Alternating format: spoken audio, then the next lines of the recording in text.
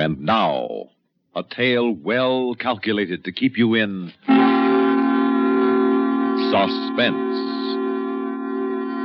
We live in an age of wonders. What was yesterday's impossibility is today's miracle, and tomorrow's fact. So, perhaps our story today isn't just a story. We only say perhaps, but it might be worth asking yourself, is it just a story?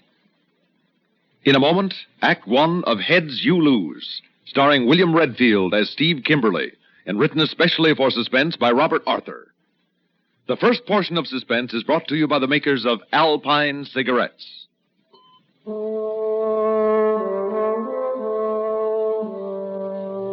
What's it like to smoke an Alpine? Well, it's like many fresh, light-hearted things you enjoy.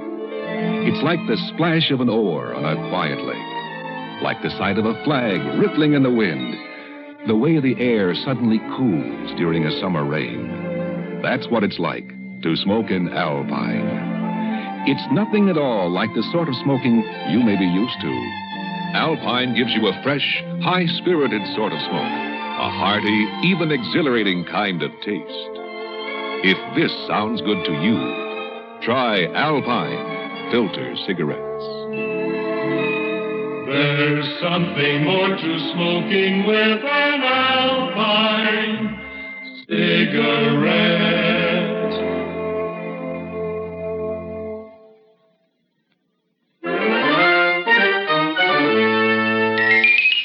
It was a nice, chilly morning in October, and Rollo Collins and I were sitting in Rollo's office wondering where our next dollar was coming from. Rollo didn't look hungry since he weighs about 300 pounds and has the appearance of a dishonest cherub, but I knew he was. As for me, Steve Kimberly, I felt like a walking skeleton. Rollo and I were private detectives. Now, I won't try to whitewash us. Let me just say nobody ever actually proved anything against us. But we were, let's face it, a firm people came to in desperation with cases more reputable firms wouldn't handle. And when the intercom buzzed, Rollo and I jumped. Yes, my dear. A gentleman by the name of Harrison Ward to see you, Mr. Collins. Mr. Ward? That's right, sir. He's an attorney. Oh, by all means, come right in. Yes, sir. Harrison Ward was a tall, thin guy with a tall, thin face. And as he closed the office door and looked at us, his Adam's apple jumped up and down nervously. My name is Ward, Harrison Ward. I'm an attorney. I wish to engage you to find someone for me. Oh, butter wouldn't have melted in Rollo's mouth as he waved Ward to a chair. You come to the right place, Mr. Ward. We find people. That's our business. Well, this is an unusual case. I want you to find... Well, his name is Joshua Franklin. Joshua Franklin? Surely you're not serious. Joshua Franklin's disappearance is one of the great mysteries of the century. Isn't he the Wall Street financier who walked out of his office one day with $100,000 in cash? That's the man. Ah, and was never seen again? Precisely. Not the slightest clue to his fate has ever been discovered. I told you it was an unusual case. But, my dear Mr. Ward, according to my recollection, even when he vanished, Joshua Franklin was a dying man. Yes, that's true. His body was riddled with disease. Doctors gave him 6 months at the outside. It was such a pity. That brilliant financial mind, as keen as ever. The body that no miracle of science could keep going. In that case, Mr. Ward, no matter where he went, Joshua Franklin must have died at least 6 years ago. Oh, yes. Dozen specialists assure me he cannot possibly still be alive. And yet you wish us to find him? My dear Mr. Ward, on occasion we do the impossible. But we cannot work miracles. What you need, Mr. Ward, is a spirit medium. Please, gentlemen, I assure you, I've come to you in desperation. I know that Mr. Franklin must be dead, and yet... Yes? Please go on. 3 weeks ago, Joshua Franklin spoke to me on the telephone. Oh, come on now. You can hardly expect us to believe that. Well, it couldn't have been anybody else. He identified himself by a secret code. Did you recognize his voice? Well, no, it did seem changed. But it may have been a bad connection. Mr. Ward, you're certain it was Joshua Franklin? I'd swear to it. The things he reminded me of. Well, no one else knew about them, living or dead. Oh, I'll bet, especially dead. Tell me, just why did Joshua Franklin phone you? He instructed me to sell 10,000 shares of Universal Mining stock, which he owned. Did he say why? He promised to explain later, but he never called again. Probably St. Peter wouldn't let him slip out to use the telephone. Steve. Mr. Ward, think carefully. Was it a long-distance call? What else could it have been, Rollo? Very long distance. I think it was a local call. But with this new direct dialing, it's so hard to tell. Well, Mr. Ward, we are forced to believe that Joshua Franklin is still alive, in or near this city. We'll take the case. Our fee is $100 a day. Well, that's quite all right. In addition, we would expect to collect the reward originally offered.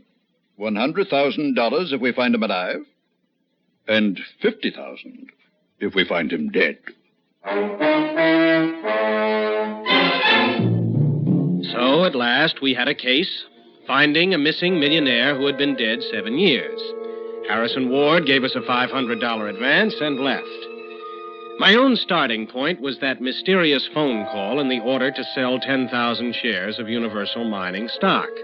I went to a stockbroker friend. He told me the unexpected sale had created a small panic in Universal Mining. Somebody usually makes money off such panics. My friend came up with a name. The name of an individual who had sold Universal Mining short just before the panic and made about $20,000. The man was an amateur, not an experienced Wall Street operator. I did some checking on the fellow and then reported back to Rollo Collins. You say his name is Green. Dawson Green? Mm-hmm. Don't place it, but somehow it's familiar. Professor Lawson Green, Ph.D., FRCS, and a lot of other initials. About 10 years ago, he was a professor of neurosurgery at a big medical college. You say he was. What happened? Well, he got mixed up in some kind of scandal, something to do with some rather radical experiments he was making, and he resigned. Since then, he's been living all alone out in the suburbs. And you think he made that telephone call and hoaxed our legal friend, Harrison Ward? Oh, Rollo, I think he did. He's the only one who cashed in on the deal. Curious, Steve. Curious. I wonder where he got that confidential stuff he told Ward. Maybe he knew Joshua Franklin once. Anyway, I'm going to find out. Sit tight, Rollo, while I go out and have words with the mysterious Professor Green.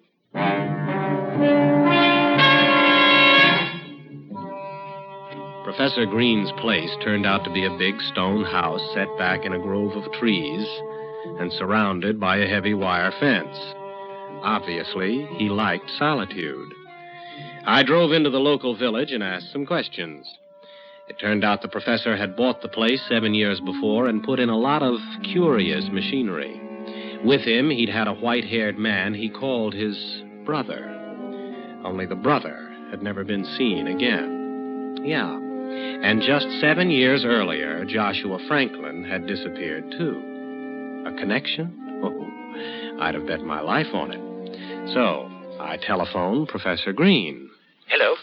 What do you want? Is this Professor Green? Yes. Who are you?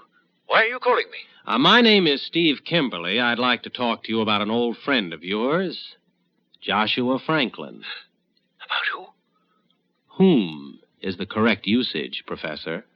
I don't know what you're talking about. Goodbye. Not so fast, Professor. I'm just a fellow who's interested in Joshua Franklin. I'm working alone, but if you insist, I can call in the cops. Police? Only I hate crowds. Don't you? Very well. Come out to my house.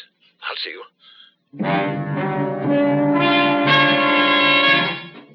You see, sometimes the easy way is the best way. I drove back. The gate was open. I drove up to the front door. A little white-haired man with bright, nervous eyes and shaking fingers let me in. Well, come in. Thank you, Professor. I'm glad you agreed to see me, alone. I haven't any idea what you want. I agreed to see you just to stop this insufferable nuisance. Well, I'd hardly call one phone call insufferable. However, I'll get down to business. Where is Joshua Franklin? What became of him? I don't know. I never heard of Joshua Franklin. Now, young man, goodbye. No, you're not getting rid of me that easily, Professor, so let's start over. Where is Joshua Franklin? What do you want? Why have you come here? I won't let you ruin my experiment. It's my whole life. And now you're trying to destroy what I've done. Take away everything that I've accomplished after I've given up my career, everything to... Oh, Professor, easy. You're going to blow your top here. Now, believe me, I'm not here to destroy anything. I'm here as a friend. I want to help you. What brought you here, anyway? That little transaction in Universal Mining stock. So that's it. Mm-hmm. I was afraid. But he told me to do it. He? You mean Joshua Franklin? Yes. I mean Joshua Franklin. Ah. You've got him here in this house? You've kept him a prisoner all these years? No. I only saved his life. I'm the one who's been the prisoner. You saved his life? In spite of what the doctor said? Well, man, why all the secrecy? You could have been famous. You'll see. Yes, I'll take you to Joshua Franklin himself. And then you'll understand. The little professor led me down a long corridor to a heavy metal door, and as we went, my brain was clicking like an adding machine. I was busy trying to figure out my next step when Green led me down a flight of stairs into a pitch-black room. There was some kind of pump going. Here we are. Joshua Franklin is in this room. Uh-huh. Well, turn on the light. No, not yet. I'll speak to him first. Now, don't be surprised if his voice is odd. Mr. Franklin, I'm here. How are you this morning? I'm tired. Tired beyond human endurance. I know. But I'm working on the problem. Soon you'll be a new man again. Don't bother to lie to me. I know the truth. You must be patient. It takes time and money. You'll never succeed, never. I was a fool ever to think you could. I should have died as nature intended. Finish me now and let me have peace. Please, you must be patient. I'll return later. Now rest. Now you can no longer hear us, unless you'll turn on the light. Hey, this is a laboratory. Nothing in here but apparatus. Where's Franklin? He's in here. He was speaking to us through this loudspeaker. Well, okay, then where is he? Over there, in the far corner. Oh, now quit kidding. All I see is that pump, a lot of glass tubing with some red liquid bubbling through it, and on top a black glass ball about 18 inches in diameter. To save Joshua Franklin, desperate measures were necessary. What do you mean? He's inside that glass ball. What? The pump keeps him alive. Inside that glass ball? Well, you couldn't get a man in that thing. You could just about get his... Oh, no. Exactly, Mr. Kimberly. His head.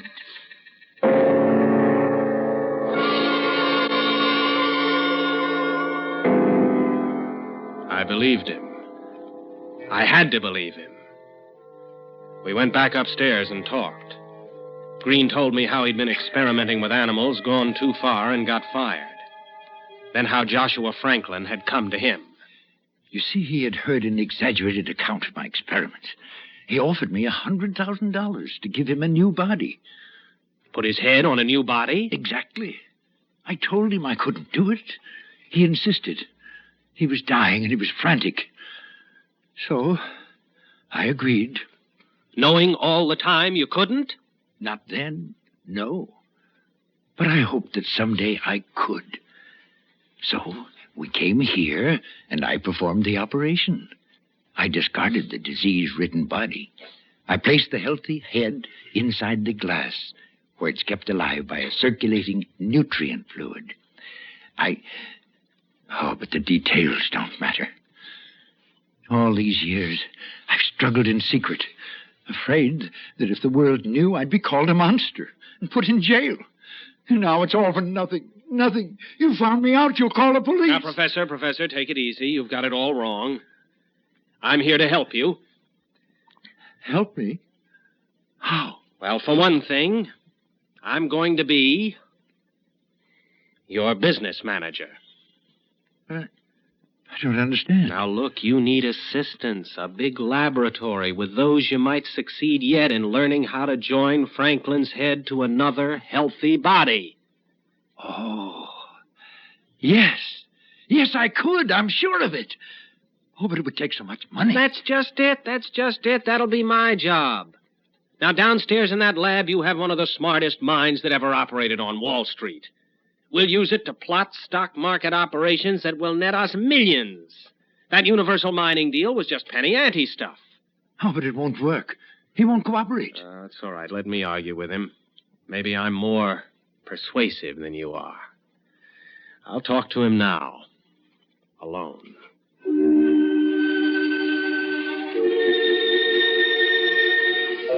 The professor finally agreed. He took me back down into his lab, switched on the apparatus, and left me alone. Mr. Franklin?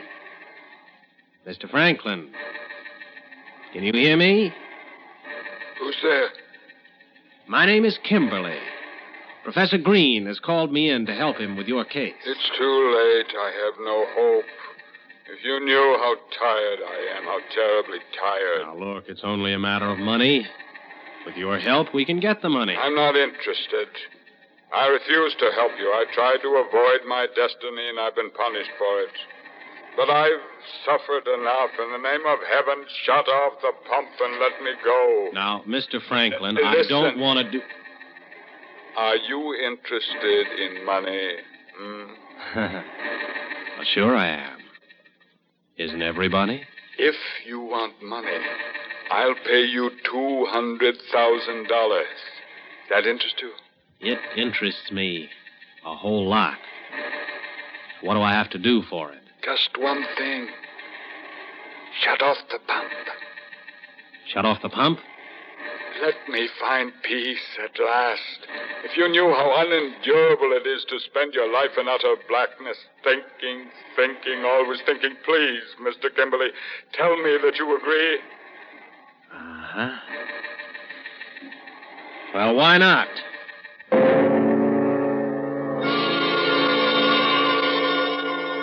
Now, maybe you've guessed I hadn't any intention of going through with the deal. But I let him talk, and this is how he explained it to me. His lawyer, Ward, had the key to a safe deposit box, but didn't know what was in it. We arranged I was to phone Ward, put the phone in front of the speaker, and that way Franklin could talk to him like he had before. So I did it. I set everything up for Joshua Franklin's living head in its glass ball to talk to Harrison Ward. Ward was puzzled, but he agreed to give me the key when I arrived, and I hung up fast. Here, Mr. Franklin. It's all set. Now keep your word. Shut off the pump. Well, sure, Mr. Franklin, sure. Just as soon as I get the money out of the deposit box. Promise to stop the pump. And I will, but I haven't got the money yet. As soon as I have it, I'll turn the pump off. Thank you. And after all these years, I'll be able to have peace. You're not lying to me. You swear you will stop the pump and let me go? Sure, Mr. Franklin, I swear it. But, of course, I had my fingers crossed when I said it. To shut off that pump and do myself out of $1 million? Not Mrs. Kimberly's little boy, Steve. Only something happened I hadn't figured on. The door burst open and Professor Green rushed in. I've been listening, but I won't let you do it. I won't. No, Professor, listen to me. You're making a mistake. You can't stop the pump. You can't let Franklin die. Professor, This listen. is my whole life's work. I'll stop you. I'll kill you. He shot at me and the shot went wild. I ducked and yelled at him. Professor, let me tell you something. I'll kill you, you hear? I'll kill you. Second shot went over my head and hit the glass ball which held all that remained alive of Joshua Franklin. I looked up, and for just a second, I saw the glass ball split open and fall towards me.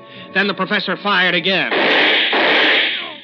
This time, both bullets hit me somewhere in the chest or stomach, and that was the last thing I knew as I dived into a pool of darkness 1,000,000 miles deep.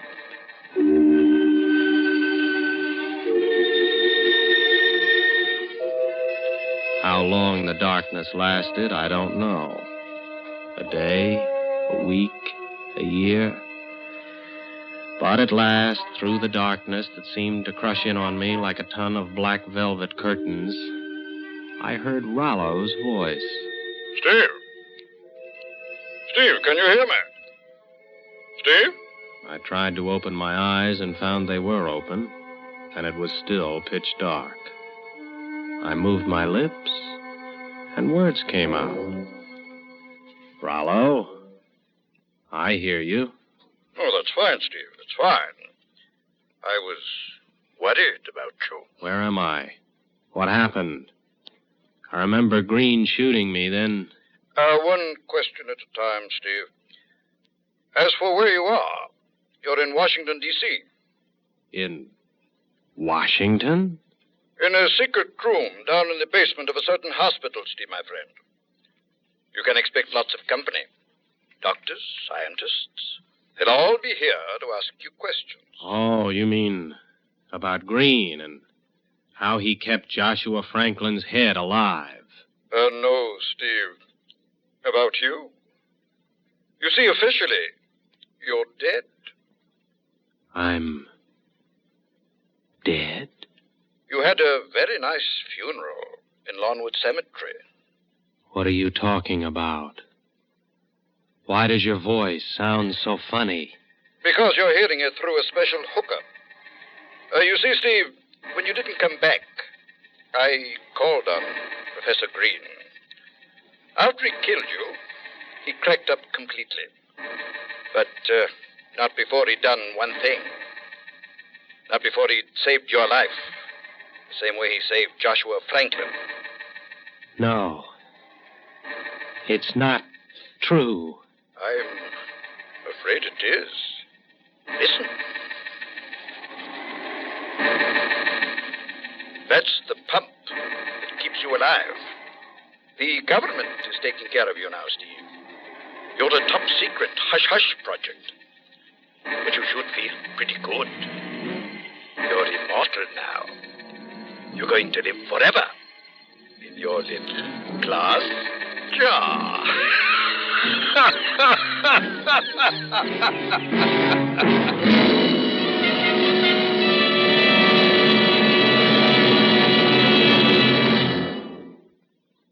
Suspense.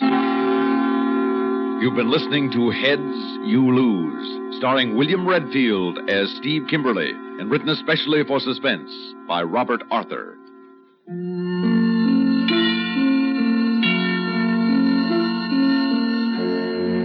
Suspense is produced and directed by Bruno Zerato Jr., music supervision by Ethel Huber. Featured in tonight's story were Raymond Edward Johnson as Joshua Franklin, Melville Ruick as Professor Green, Santos Ortega as Rollo Collins, Kermit Murdoch as Harrison Ward, and Jimsy Summers as the secretary. Listen again next week when we return with Perchance to Dream, written by Bob Corcoran, another tale well calculated to keep you in suspense.